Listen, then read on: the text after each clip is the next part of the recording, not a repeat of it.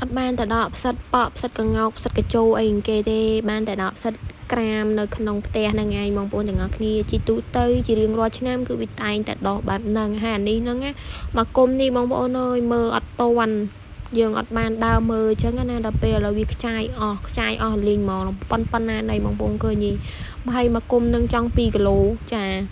ហើយធំខ្លាំងមែនតែនហ្មងអាមួយដើមដែលខ្ញុំដកនោះហ្នឹងបងប្អូននិយាយបានឃើញមួយដើមដែលខ្ញុំដកនោះគឺធំហ្មងប៉ុនកដៃខ្ញុំមកពីដើមប៉ុនកដៃខ្ញុំហ្នឹងនេះបងប្អូនឃើញទេចាំស្ដាប់សំឡេងខ្ញុំគូហ่าបងប្អូនទាំងអស់គ្នា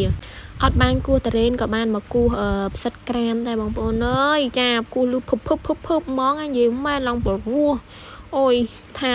ក្លិនវាឡើងក្អូបឈ្ងុយ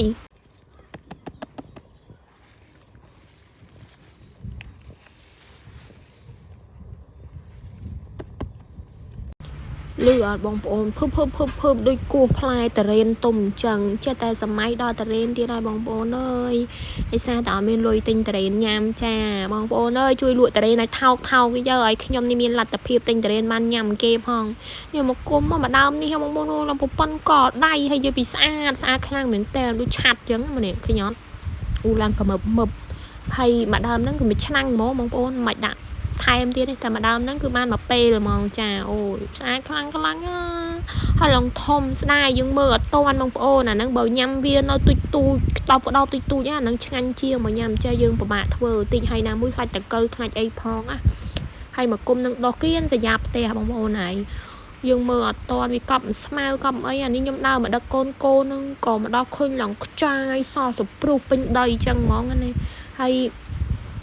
អត់ហ៊ានទុកដល់ស្អែកទេគូចង់ដកឲ្យថតវីដេអូឲ្យបងប្អូនទាំងអស់គ្នាបានឃើញអង្គុយហិតអង្គុយស្រឡាញ់និយាយពីថាយប់នឹងយកទៅដេកអោបជាមួយតែម្ដងចាអូផ្សិតអីក៏ធំយ៉ាងនេះបងប្អូនអើយនេះមើលនេះ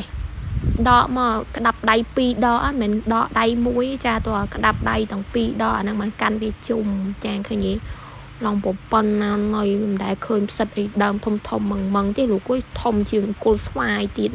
តោះឥឡូវបានមកគុំនឹងឲ្យខ្ជិលនៅត្រាំត្រែងយូរយកទៅទុកនៅផ្ទះទុកស្អែកឡើងទៅទិញក្បាលត្រីយកមកសឡមកជូរគ្រឿងស្លឹកមកកាក់នៅគៀនខ្លួននឹងហ្មងចាវីដេអូហ្នឹងគឺមានតែប៉ុណ្្នឹងឯងបាយជម្រាបលាជួបគ្នាវីដេអូក្រោយណាចា